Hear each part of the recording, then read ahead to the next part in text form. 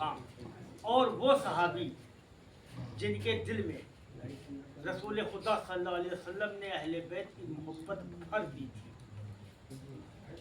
जैसे हज़रत अबू हुरैरा, जैसे हज़रत सलमान फारसी, ये वो हजरात थे। सलमान फारसी का तो अजीब मामला मैं भी बताऊंगा आपको। सलमान फारसी ये वो सहाबा इकराम थे जिनके दिलों में अहले बैत की मोहब्बत कूट कूट के भरी गई थी। इनकी बोटियां अगर काट दी जाती तो अहले बैत की मोहब्बत से ये बर्दाश्त नहीं, ये अहले बैत की मोहब्बत नहीं थी। अहले बैत की मोहब्बत कुछ लोगों को उस वक्त भी हजम नहीं। अब हम आपको लिए चल रहे 1500 साल बगैर किसी नाम। एक इंसानी फितरत होती है कि अगर हमारे पास कोई ओहदा है और हम यहाँ आए तो हमको उस ओहदे की बदौलत सबसे ज़्यादा रेस्पेक्ट मिलना चाहिए। ये इंसानी फितरत, अगर इन्हें मिल गई तो हमें तकलीफ है ना। इंसानी फितरत, ये इंसानी फितरत 1500 साल पहले कार फरमा कि हमारे पास एक ओहदा है। ओहदा समझ रहे हैं, वजाहत नहीं करूँगा, ओहदा है। अब अगर मेरे पास ओहदा है तो मैं ही सब कुछ हूँ। अब ये असमत और इज्जत क्यों है? वो बुनियाद अहले बैत की दुश्मनी, वही बीज बना और वो धीरे धीरे धीरे धीरे धीरे धीरे जब वो बीज जवान हुआ तो वाक़या करबला नमूदार, ये वो बीज था, वो जरासीम थे जो अब जवान हुए हैं। वाक़या करबला नमूदार। तो हज़रत सलमान फारसी का थोड़ा मैं बता दूं कि क्या सरकार दो आलम सल्लल्लाहु अलैहि वसल्लम के ज़ाहिरी तौर पर दुनिया से तशरीफ ले जाने के बाद हज़रत सलमान फारसी की ज़िंदगी का ये वतीरा हो गया कि आप हज़रत बीबी फातिमा के दर 24 घंटे चौकीदारी और ऐसा बोतल वो बहुत मामूली आदमी हो। फारस के शहजादे हैं, खजूरों के बाग के मालिक हैं। आपका बाग आज ही मदीना मुनव्वरा में मौजूद है सलमान फारसी के नाम से। लेकिन उन्होंने उस नौकरी को, उस चौकीदारी को अपनी नजात का नहीं, आप बैठिए, मैं आपको बता रहा हूँ, आपको बात काट रहा हूँ, सुनिए। अल्हम्दुलिल्लाह, अल्लाह का शुक्र है, फख्र कोई नहीं है, इस काबिल नहीं हूँ, लेकिन अल्लाह ताला की रहमत है कि उसने अपने महबूब के खानदान की गुलामी अता की है। अगर ये है तो हमारे खून में ये बात शामिल है कि कोई भी बर्तर, कोई भी कमतर नहीं है। अगर पंखा जलेगा तो फिर सबके जलेगा, सिर्फ मेरे नहीं। ये मेरे खानदान की वजह है, इसलिए मैंने मना किया। आपकी मोहब्बत है उसका मैं शुक्रिया गुज़ार रहूँगा, अल्लाह आपको उसका जज़ाए खैर। लेकिन मैं जो भी है बहरहाल फख्र नहीं है, फख्र कोई नहीं है क्योंकि उसकी रहमत है। हम तो इस काबिल भी नहीं जो हम अपने मुंह से कह सकें, लेकिन हमारा रवायत ये है कि कोई कमतर नहीं। अगर पंखा है तो सबको जरूरत है, मुझे अकेले की जरूरत, और वरना सब जैसे। तो हज़रत सलमान फारसी 24 घंटे आपकी ड्यूटी आप लगाए हुए हैं हज़रत खातून जन्नत के दरिया हर हल के नहीं जाए। अगर उस काशाना अल्लाह की तरफ से कुछ खाने का इंतजाम है तो सलमान फारसी, और अगर नहीं है तो सलमान फारसी भी खा सकता है। ये मोहब्बत का हाल है। अब सुनिए उनकी मोहब्बत। हज़रत सलमान फारसी एक रोज हज़रत बीबी फातिमा ने आवाज़ दी अंदर, सलमान। आपने अंदर से जवाब दिया, हाजिर हूँ, पेशाब करा दिया।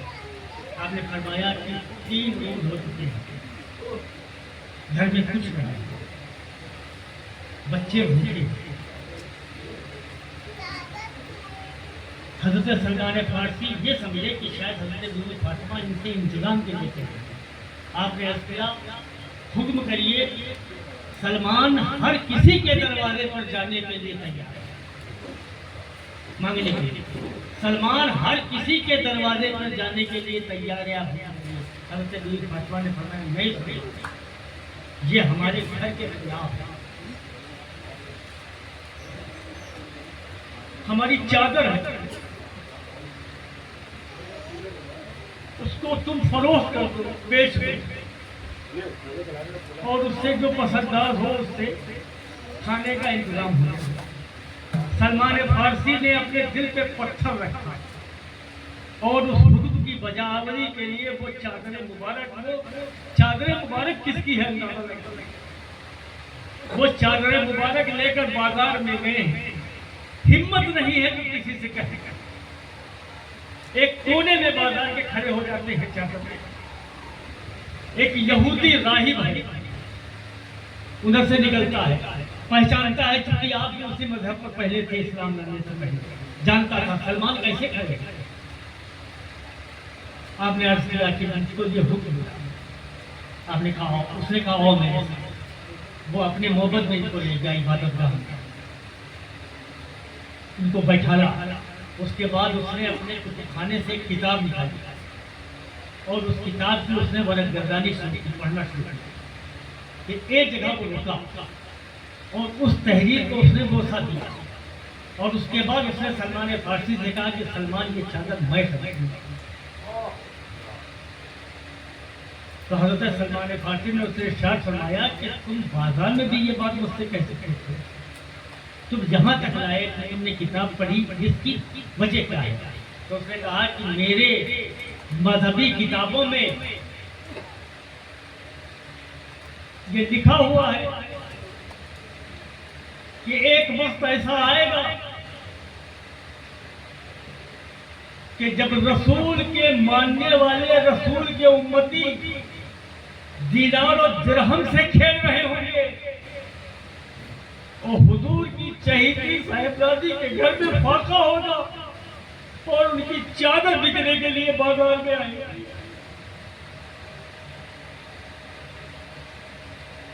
میں نے آج پھر اس تحریر کو دہرایا ہے، مجھے اس کا ثبوت مل گیا ہے۔ حضرت سلمان فارسی نے اس سے قیمت طلب کی، اس نے کہا سلمان میری ایک شرط یہ ہے کہ میں خود چل کر یہ قیمت وہاں دوں گا۔ چلیے، چنانچہ کاشانِ اقدس پر وہ آتا ہے، باہر کھڑا ہوتا ہے، حضرت سلمان فارسی باہر سے ہی پوری روایت بیان کرتے ہیں۔ اب ظاہر سی بات ہے کہ اندر تو بے اوزاری ہے، جواب تو کوئی ہے۔ پھر وہ یہودی راہب کچھ رقم حضرت سلمان کو دیتا ہے کہ اندر پہنچوا دیجیے، وہ رقم اندر سے سلمان فارسی وہ چادر اسے دیتا ہے، وہ چادر لیتا ہے، بوسہ دیتا ہے، چادر کو سر پہ رکھتا ہے اور پھر سلمان فارسی کو واپس کر دیتا ہے۔ حضرت سلمان فارسی اس سے پوچھتے ہیں کہ بھائی یہ کیا ہے، تم نے تو خرید لی؟ اس نے کہا نہیں،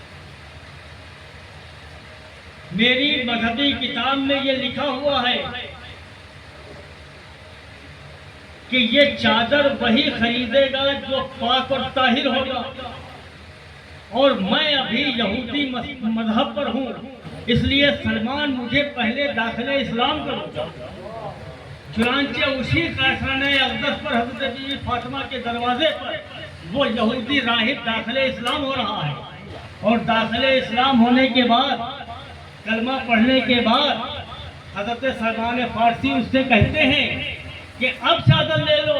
تو اس نے کہا سلمان جب یہودی تھا تو اس چادر کے قابل نہیں تھا، اب تو ان کے گھر کا غلام ہوں، اب اس چادر کے قابل کیسے ہو سکتا ہوں؟ یہ جن کی چادر ہے ان کی بارگاہ میں پیش کرتے ہیں۔ یہ ہے اہل بیت، اور یہ ہے اہل بیت کی عظمت۔ اہل بیت سرکار دو عالم صلی اللہ علیہ وسلم نے اپنے اہل بیت کے لیے جو ارشاد فرمایا ہے یا جو واقعات ہوئے ہیں، اگر واقعی ایک صادق مسلمان، سچا مسلمان ایمان کی آنکھوں سے ان واقعات کو پڑھے یا ایمان کے کانوں سے اسے سنے تو اس کو پتہ چلے گا کہ ان کی عظمت اور ان کا مرتبہ کیا ہے.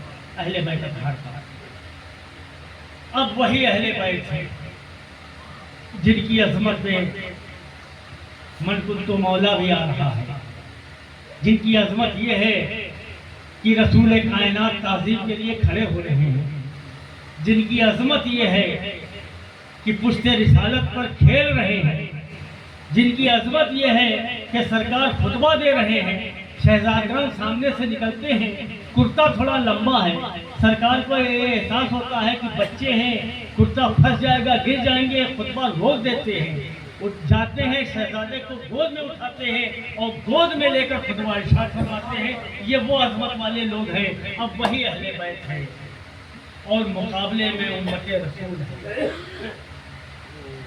لا الہ الا اللہ محمد رسول اللہ پڑھنے والے لوگ ہیں، نمازیں پڑھنے والے لوگ ہیں، قرآن پڑھنے والے لوگ ہیں، قاری ہیں، حافظ ہیں اور صحابہ اکرام کی اولادیں ہیں.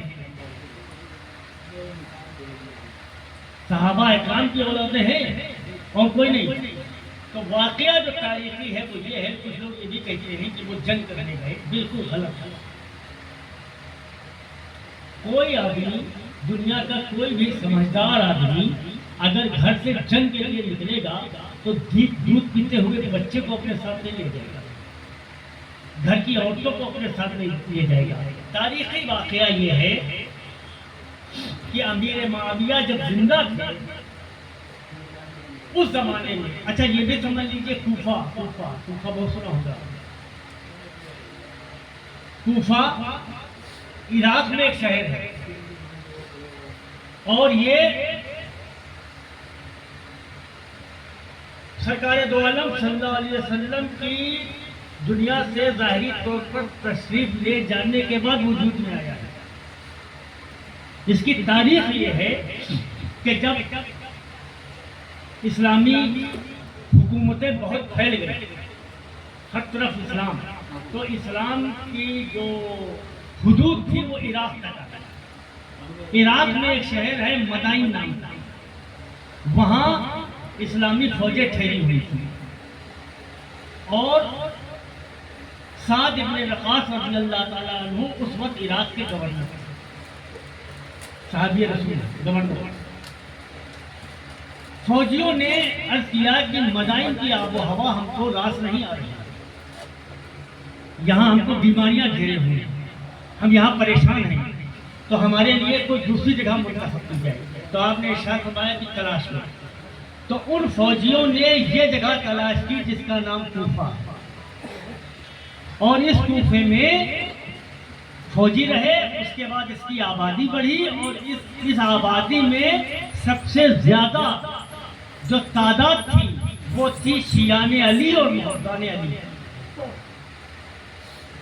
شیعہ کے معنی ہوتے ہیں وفادار، شیعہ کے معنی ہوتے ہیں محبت کرنے والے. اس کو ذہن میں رکھیے. شیعان علی کی تعداد تھی اور فدائین جو آپ سے محبت کرتے تھے ان کی تعداد تھی. پھر وہی کوفہ تھا، اسی کوفے کے لوگوں نے حضرت علی مرتضیٰ کرم اللہ تعالی وجہہ کی ذات اقدس کے ساتھ دھوکہ کیا اور اس قاتل سے مل کر آپ کو شہید کروایا. جامع مسجد کوفہ کی آج موجود ہے جامع مسجد. اب یہی کوفی امیر معاویہ کی زندگی میں امام پاک کی بارگاہ میں خطوط بھیج رہے ہیں، تشریف لائیے، آپ ہمارے امام ہیں، ہم آپ کے ہاتھ پر بیعت کریں. اب یہ بیعت وہ والی ہے، وہ بیعت گھر والی نہیں ہے، اب یہ بیعت ہے عین بیعت. ہم آپ کے ہاتھ پہ بیعت کریں گے. امام پاک نے منع فرمایا کیونکہ امیر معاویہ موجود ہیں اور بڑے بھائی سے ان کی صلح ہو چکی ہے.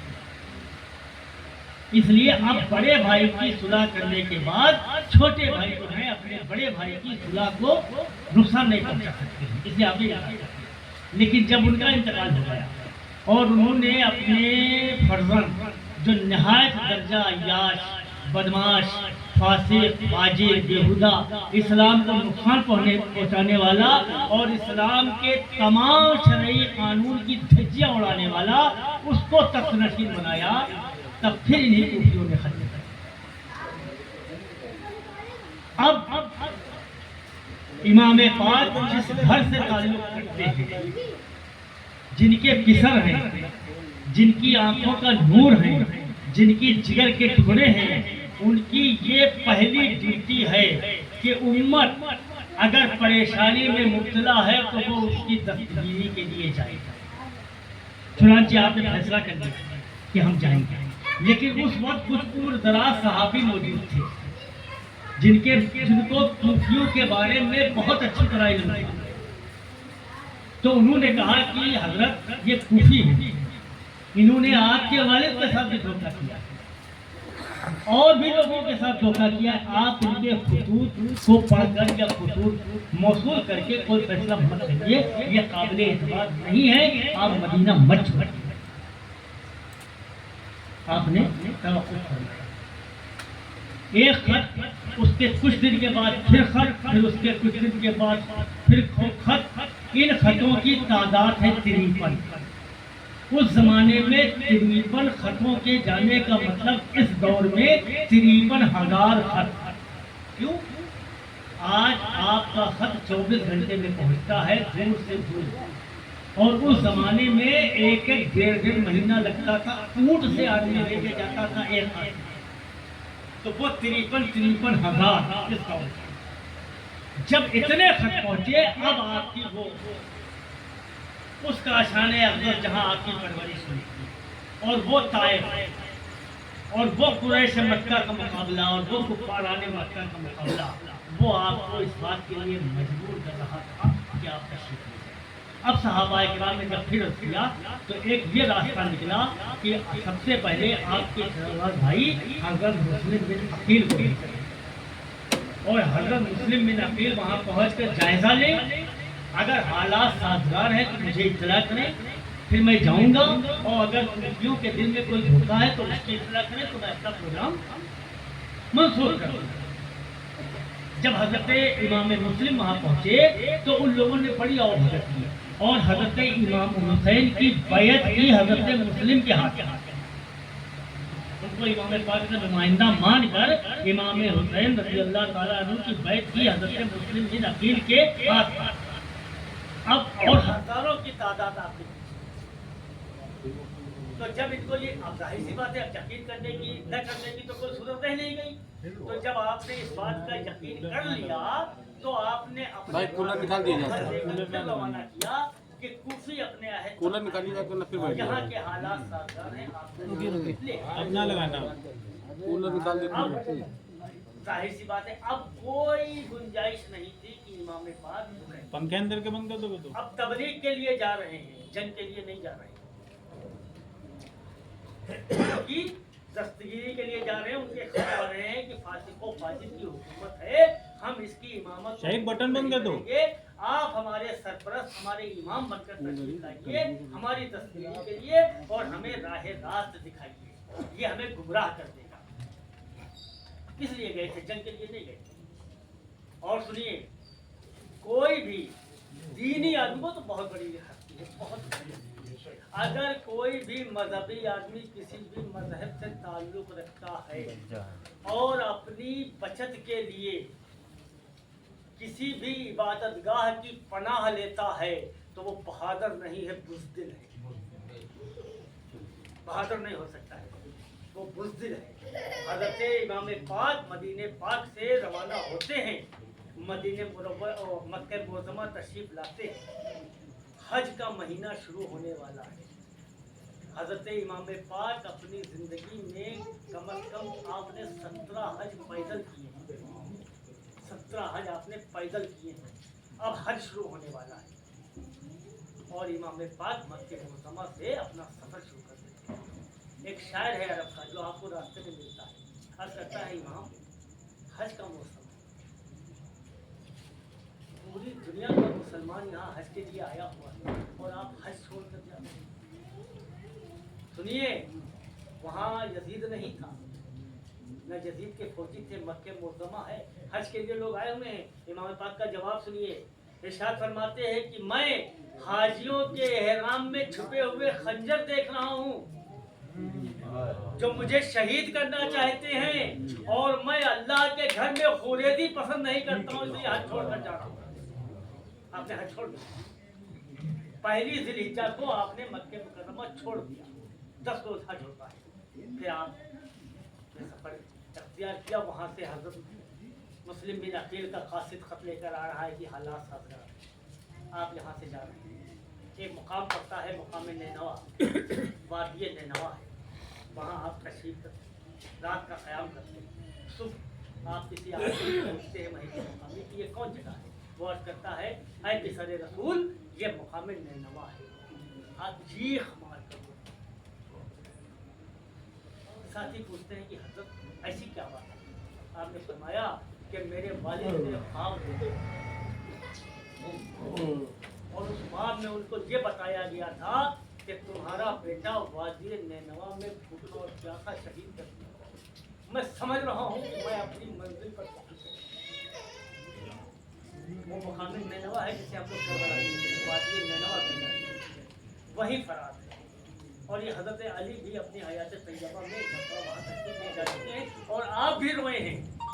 और जब उनके साथियों ने पूछा तो आपने इशारा, मेरा बेटा यहाँ प्यासा शहीद किया जाएगा, ये वो जगह है। अब वो वादी नैनवा है, इमाम पाक अपने काफिले के साथ तशरीफ ले आए हैं। सैयद सखी होता है,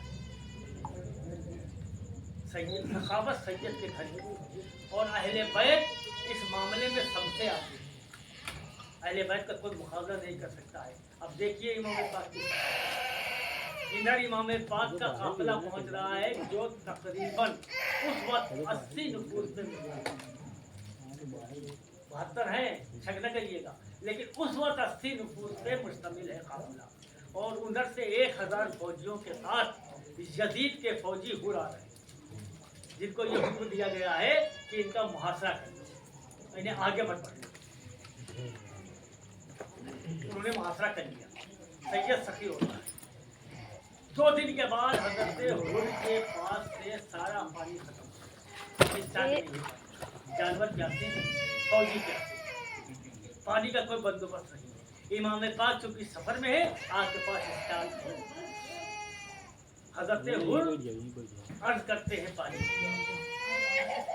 इमाम पाक अपने किसी आदमी को हुक्म देते हैं कि इन्हें जितनी जरूरत हो पानी की। वो शख्स जिनसे आपने हुक्म दिया है वो इरशाद अर्ज करते हैं कि हुजूर सफर तवील है और रेगिस्तान है, पानी का कोई भरोसा नहीं है, आप इन्हें दिए दे रहे हैं। आपने फरमाया मुझे मालूम है कि मैं प्यासा शहीद हूं, पानी मेरा साथ नहीं दे सकता है, ये पानी इन्हें दे दो। हजरत हुर के जानवर सैराब हो रहे हैं, फौजी सैराब हो रहे हैं, हजरत हुर को सैराब हो आए किस लिए हैं? कैदी बनाने के लिए,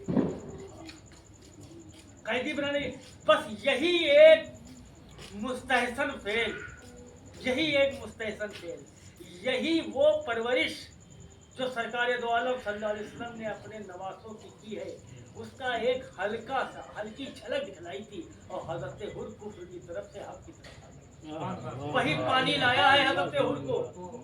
हजरत हुर के दिल में कचोका पैदा हुआ कि हम एक तो औलाद रसूल को घेरने गिरफ्तार करने आए हैं और इनकी सखावत का आलम यह है कि ये अपना पानी हमें दे रहे हैं।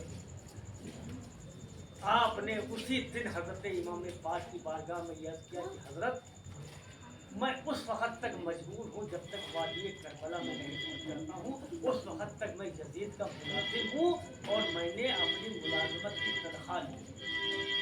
बग़ैर आपको कोई तकलीफ पहुँचाए, बग़ैर कोई गज़ब पहुँचाए मैं वहाँ तक पहुँचाऊँगा, उसके बाद मेरे लिए जो हुक्म हो मैं हाजिर हूँ। चुनांचे इमाम पाक की तरफ से शहीद होने वाले सबसे पहले हजरत हुए और इतनी ज़्यादा उनको मोहब्बत और अक़ीदत थी कि आपका जवान बेटा भी साथ में है। जब आप तैयार हुए हैं जंग के लिए तो उसने ख्वाहिश जाहिर की, आपने मना कर दिया कि नहीं, मैंने इमाम से वादा किया है कि सबसे पहले हुर आप पे कुर्बान होगा। उस सखावत का یہ ایک ہلکا سا نمونہ تھا جو حضرت امام پاک نے وہاں دکھایا اور حضرت حر کو جہنم سے نکال کر جنت میں حضرت حر کے لیے بھی جہنم تھا. اب وہ قافلہ اہل بیت کا جو نازوں کے پالے جو آغوش رسول میں جنہوں نے پرورش ہے, اب وہی رسول کی امت 22,000 لشکر کے ساتھ 72 نفوس کے مقابلے میں, وہ 72 نفوس جس میں خواتین بھی ہیں, دودھ پیتے بچے بھی ہیں, 3 روز کے بھوکے اور پیاسے, اور یہاں تک اعلان ہو رہا ہے کہ جانور پانی پی سکتے ہیں لیکن اولاد رسول کو پانی مت دینا, اولاد رسول کو پانی مت دینا. اثناء سفر راستے میں ہی اطلاع ملتی ہے کہ مسلم بن عقیل شہید کر دیے گئے ہیں, تو امام پاک واپسی کا ارادہ کر لیتے ہیں. یہ بھی سن لیجیے کہ کوفیوں نے اپنے پرانے مزاج کے مطابق دھوکہ کیا ہے, اس لیے ہم واپس جا رہے ہیں. لیکن اس وقت آپ کے ہمراہی میں 2 حضرت مسلم بن عقیل کے جوان صاحبزادے بھی ہیں, 2 ان کے ساتھ گئے تھے جو معصوم تھے, ان کو بھی وہاں شہید کیا ہے. 2 جوان صاحبزادے ساتھ میں تھے. جب آپ نے واپسی کا ارادہ کیا تو وہ ہاتھ جوڑ کر بارگاہ میں کھڑے ہوئے, امام پاک میں تو اپنے باپ کے خون کا بدلہ لوں گا, بغیر بدلہ لیے راضی ہوں. تو امام پاک نے کہا یہ کیسے ہو سکتا ہے کہ میں تنہا بیٹھوں, میں تمہارے ساتھ ہوں. تب وہ کربلا کا سفر ہوتا ہے. یہ بھی سخاوت ہے. چاہتے تو امام پاک واپس جا سکتے. اب وہ 3 دن کا بھوکا پیاسا خاندان رسول میں.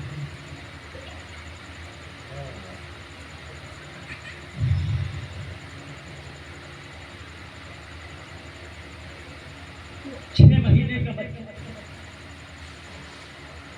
جو اپنی ماں کا دودھ پیتا ہے, پانی نہ ملنے کی وجہ سے ماں کا دودھ سوکھ چکا ہے. بچہ 3 روز سے دودھ سے محروم ہے, پانی سے محروم ہے, بلک رہا ہے, تڑپ رہا ہے. زوجہ محترمہ عرض کرتی ہے امام پاک سے کہ اصغر کو معصوم ہے,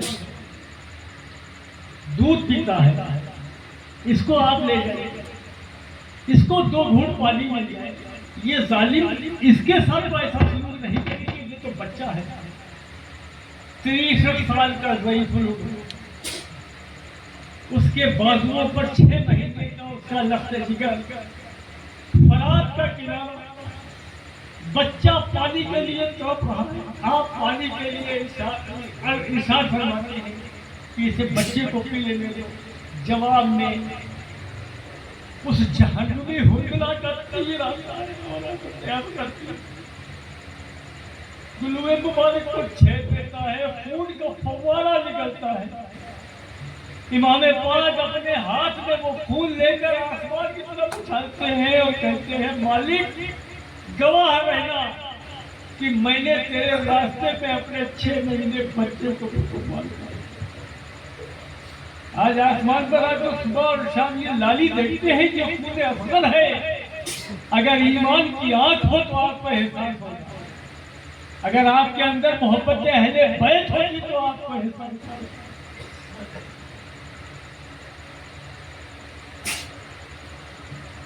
یوم عاشورہ ہے, صبح سے اہل بیت اطہار کے اوپر ظلم و جور کے پہاڑ توڑے جا رہے ہیں. بھتیجے شہید ہوئی تھے, بھانجے شہید ہوئی تھے, رفقا شہید ہوئی تھے, 6 مہینے کے صاحبزادے شہید ہوئی تھے. اب تنے تنہا ہے. ابن علی 63 سال کی عمر ہے. صبح سے دوپہر تک لاشوں کو اٹھایا ہے, صرف لاشوں, اور ان کو جگر گوشوں, اور یہ بھی احساس ہے کہ میرے بعد یہ خیمے جلائے جائیں گے اور اس میں میرے گھر کی خواتین ہیں اور ایک بیمار بیٹا ہے, اس کے ساتھ کیا سلوک ہوگا. لیکن پسر علی ہے, مولائے کائنات کا خون ہے, ذوالفقار کا وارث ہے. ان تمام پریشانیوں, ان تمام ظلم و جور کے باوجود بھی گھوڑے کی پشت پر جب میدان کربلا میں تشریف لاتا ہے تو ایک ایک زبان پر, دشمنوں کی زبان پر یہ ہے یہ ابن علی ہے، ان سے طرح مقابلہ کرنا ناممکن ہے۔ یہ دشمن کہہ رہے ہیں کہ ان سے طرح مقابلہ کرنا ناممکن ہے، اور وہی ہوا۔ عرب میں ایک طریقہ تھا، جو جنگیں ہوتی تھی وہ ایک پر ایک ہوتی تھی، کشتی بھی ایک پر ایک ہوتی تھی، کبھی ایک ساتھ نہیں۔ نامی گرامی یزید کی فوج کے بڑے بڑے جری اور بہادر آئے اور ایک بار میں ان کے جسموں کے دو دھڑ کر دیے، دو حصے کر دیے امام پاک نے۔ کس حالت میں؟ 3 دن کے بھوکے اور پیاسے ہیں، اور اپنے جگر کے ٹکڑوں کی لاشوں کو اپنے ہاتھوں پر اٹھا کر تپتی ہوئی ریت سے خیمے میں لے گئے۔ کسی کے ہاں اگر کوئی موت ہو جاتی ہے تو اس کے جسم میں لرزہ پیدا ہو جاتا ہے، اس کے پیر کانپتے ہیں۔ یہ امام پاک ہیں، یہ ابن علی ہیں، یہ سبط پیغمبر ہیں، یہ نور نظر فاطمہ ہیں، اور یہی سید ہیں۔ ان کو حق ہے سید کہلانے کا، ان کو حق ہے امام کہلانے کا۔ ایک ہی وار میں آپ نے ایک بڑے نامور پہلوان کو، وہاں کا جری جو تھا، اس کی کمر پہ جو ذوالفقار کا وار کیا ہے تو وہ 2 حصوں میں تقسیم ہو گیا۔ اس کا بیٹا جوان یہ منظر دیکھ رہا تھا، وہ اس کا اسے انتظار نہیں کیا کہ اس کا سپہ سالار اسے حکم دے۔ وہ باپ کا حشر دیکھ کر اسی غصے میں آیا، اور اس نے آتے کے ساتھ یہ کہا کہ حسین، میں فلاں کا بیٹا ہوں، اور میرے باپ کی بہادری کے جھنڈے ہیں۔ آپ نے فرمایا کہ میں علی کا بیٹا ہوں، میں نے رسول کی زبان چوسی ہے، تیرے باپ نے تیرے ساتھ بہت ستم کیا، جو تجھ کو اس بات کے لیے زندہ چھوڑ دیا کہ تو اپنے باپ کو مرتا ہوا دیکھ۔ اس نے ایک وار کیا، آپ نے اس وار کو بچا دیا، اور اس کے بعد جو آپ نے وار کیا ہے تو اس کا سر سے دھڑ یوں، باپ کا یوں کاٹا تھا، اس کا یوں کاٹا ہے آپ نے، اور ایسی تلوار ماری ہے کہ اس کا پورا جسم کٹا ہے، گھوڑا کٹا ہے، اور تلوار زمین میں گڑ گئی۔ 63 سال کا ضعیف العمر امام پاک نے پریشانیوں کی وجہ سے سمجھوتا نہیں کیا ہے۔ امام پاک نے مشیت الہی کے آگے سر جھکایا ہے۔ دنیا کی کوئی طاقت امام پاک کا غلبہ نہیں حاصل کر سکتی تھی۔ اب جب ابن زیاد نے یہ دیکھا کہ ایک ایک کر کے جو جا رہے ہیں وہ واپس نہیں آ رہے ہیں، تو اس نے یہ کہا کہ یہ پسر علی ہیں، یہ جعفر طیار کے وارث ہیں، یہ امیر حمزہ کا خون ہے، ان کو اس طرح نہیں مار سکتے ہو، ان کو غول بنا کر ان کے اوپر حملہ کرنا۔ چنانچہ ہزاروں کی تعداد میں جس میں اقدس گھوڑے کو گھیر لیتے ہیں، گھوڑا بھی بے دم ہو چکا ہے، لیکن امام پاک کی محبت میں اپنی پوری طاقت کے ساتھ امام پاک کی سواری کے لیے تیار ہے۔ پھر وہ وقت بھی آیا جب امت رسول نے پسر رسول کی جسم مبارک پر تیروں کی بارش کی، اور وہ جسم مبارک جو آغوش رسول میں پلا بڑھا تھا، وہ جسم مبارک جس کو سرکار دو عالم صلی اللہ علیہ وسلم یہ برداشت نہیں کر سکتے تھے کہ اس جسم کو کوئی تکلیف پہنچے، خطبہ چھوڑ دیتے تھے، نماز کا سجدہ بڑھا دیتے تھے، وہ جسم اقدس آج اسی امت رسول کہ وہی کلمہ گو، وہی نماز پڑھنے والے، وہی اذان دینے والے، وہی قرآن پڑھنے والے جو تیروں کی بشار کرتے ہیں، تو اس جسم نازلی پر 72 تیر لگتے ہیں۔ 72 تیر۔ اس 72 میں بھی ایک رمز یہ ہے کہ امام پاک نے اپنے ہر ساتھی کی طرف سے ایک تیر اپنے جسم اقدس پر کھایا ہے۔ ہر ساتھی کی جو ان کے وفادار تھے ان کے نام کا تیر امام پاک کے جسم اقدس پہ لگا۔ 72 جسم۔ پھر اس کے بعد ایک شقی القلب جس نے زہر میں بجھا ہوا تیر امام پاک کی طرف چلایا جو آپ کی پیشانی اقدس کو لگا۔ اب ظاہری طاقت جواب دے چکی ہے۔ اب جس میں اقدس گھوڑے سے نیچے آتا اللہ کو منظور نہیں ہے کہ یہ پاک جسم زمین سے لگے. 72 تیر لگے ہوئے ہیں جس میں اقدس, گھوڑے سے جس میں اقدس آتا ہے تیروں پر چڑھتا ہے. جسم پہ نہیں, مٹی پہ نہیں لگا وہ جسم, تیروں پر ٹھہر گیا. انہی شقیق, انہی دشمنان اہل بیت میں تیروں کے باوجود بھی اس جسم اقدس کو زمین پر لٹایا ہے. اور شبر لئی دولت کی لالچ میں تمام اپنے کلمہ اور نماز اور روزہ زکوٰۃ اور قرات سب کچھ بھول کر امام پاک کے سینے اقدس پر سوار ہوا اور خنجر نکالا ہے آپ کے جسم اقدس سے, آپ کے سر اقدس کو جدا کرنے کے لیے. لیکن دیکھیے اللہ نے جن کو زندہ قرار دیا ہے وہ زندہ ہی رہتے ہیں.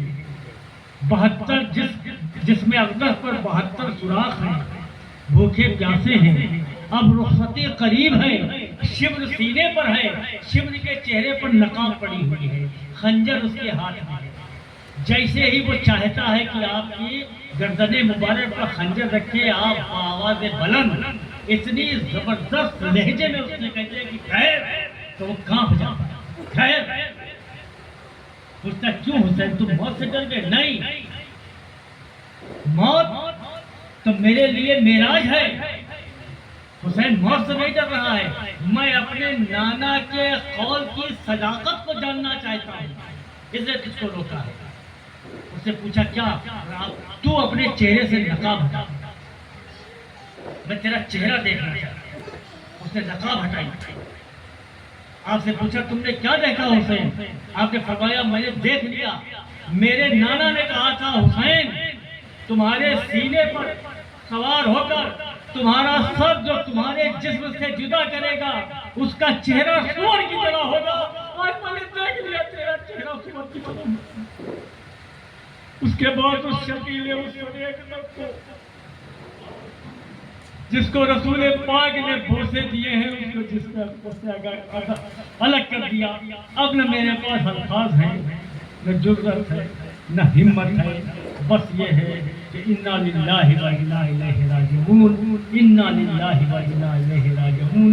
اللہ تعالیٰ کی بارگاہ میں دعا ہے کہ اللہ تعالیٰ ہمیں اہل بیت اور امام پاک اور شہدائے کربلا کی محبت میں زندہ رکھے اور انہی کی محبت میں ہمارا خاتمہ فرمائے.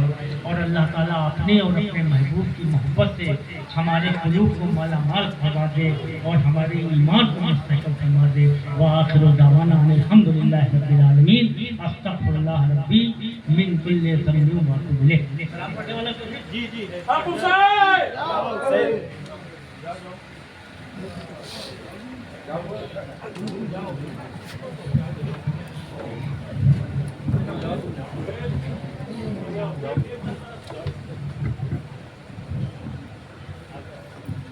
اے فاطمہ کے لال ہمارا سلام لو.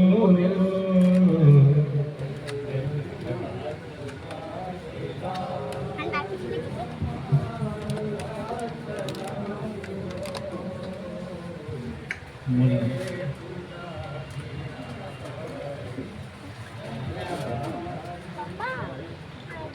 حسین اسلام کے والد سے سماعت فرما لیں.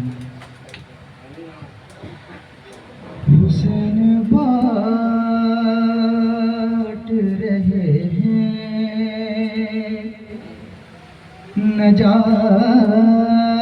نجات لے جاؤ. حسین بانٹ رہے ہیں نجات لے جاؤ. کچھ آنسوؤں کے وزن کائنات لے جاؤ. حسین بانٹ رہے ہیں نجات لے جاؤ. یہ کربلا ہے یہ موجز نما کی باستی ہے. یہ کربلا ہے یہ موجز نما کی بستی ہے. ارے کفن میں اس کے لپیٹو حیات لے جاؤ. حسین بانٹ رہے ہیں نجات لے جاؤ. نہیں کروں گا لحد میں انتظار سحر. نہیں کروں گا لحد میں انتظار سحر. ارے فرشتوں کرب و بلا راتوں رات لے جاؤ. حسین بانٹ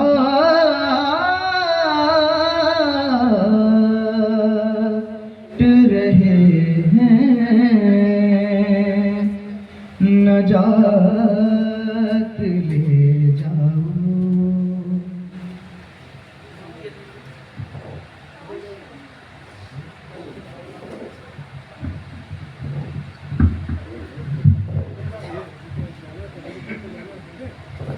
یا نبی سلام علیکہ یا رسول سلام یا حبیب سلام علیکہ صلوات اللہ علیکہ. آپ کا تشریف لانا وقت بھی کتنا سبحانہ جگمگا اٹھا زمانہ. عورے گاتی تھی ترانہ. یا نبی سلام علیکہ یا رسول سلام علیکہ یا حبیب سلام علیکہ صلوات اللہ علیکہ. رحمتوں کے تاج والے دو جہاں کے راج والے عرش کی معراج والے عاشقوں کی لاج والے. یا نبی سلام علیکہ یا رسول سلام علیکہ یا حبیب سلام علیکہ صلوات اللہ علیکہ. الصلاة والسلام علیکہ یا رسول اللہ. الصلاة والسلام علیکہ یا حبیب اللہ. الصلاة والسلام علیکہ یا نبی اللہ. الصلاة والسلام علیکہ نور من نور اللہ. الصلاة والسلام علیکہ یا امام علی مقام وعلى آلك وصحبك يا سيدي يا رسول الله صلى الله تعالى عليه وسلم.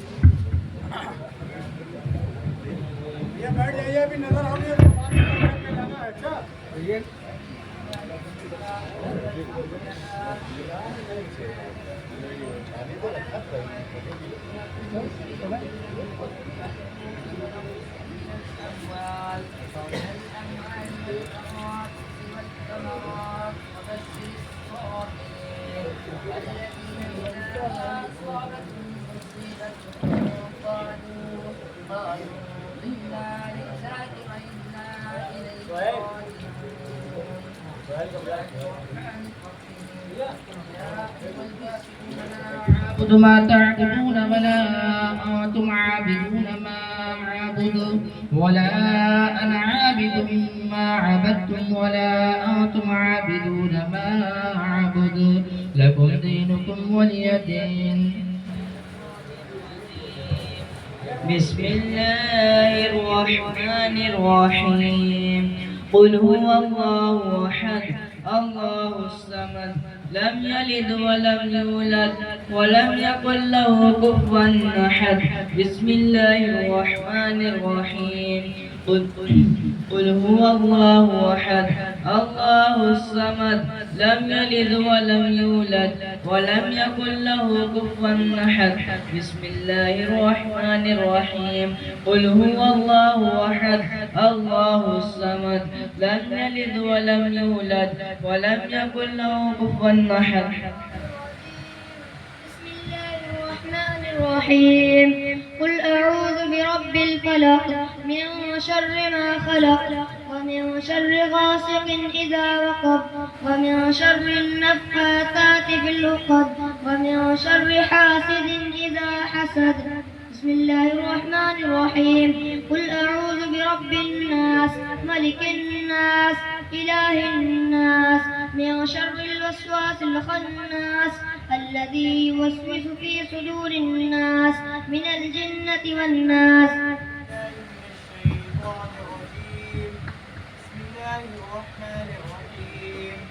الحمد لله رب العالمين الرحمن الرحيم مالك يوم الدين إياك نعبد وإياك نستعين اهدنا الصراط المستقيم صراط الذين أنعمت عليهم غير المغضوب عليهم ولا الضالين.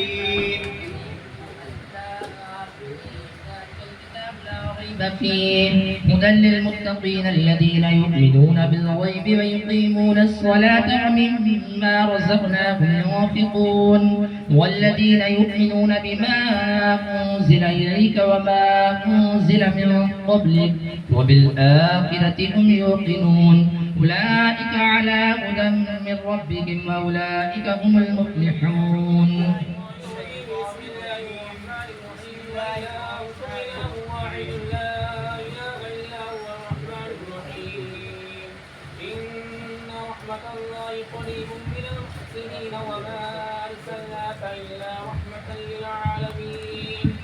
ما كان محمد نبا أحد من رجالكم ولكن رسول الله وخاتم النبيين وكان الله بكل شيء عليما. إن الله وملائكته يصلون على النبي يا أيها الذين آمنوا صلوا عليه وسلموا تسليما. اللهم صل على سيدنا مولانا محمد صاحب التعج والمعراج والبراق والعلم دافع البلاء والوباء والقات والمرض والعلم. اسمه مكتوب مرفوع مشفوع منقوش في اللوح والقلم سيد العرب والعجم. جسمه مقدس معطر مطهر منور في البيت والحرم شمس الضحى بدر الدجى صدر العلا نور الهدى كهف الورى مصباح الظلم جميل الشيم شفيع الأمم صاحب الجود والكرم. والله عاصمه وجبريل خادمه والبراق مركبه والمعراج سفره وسدرة المنتهى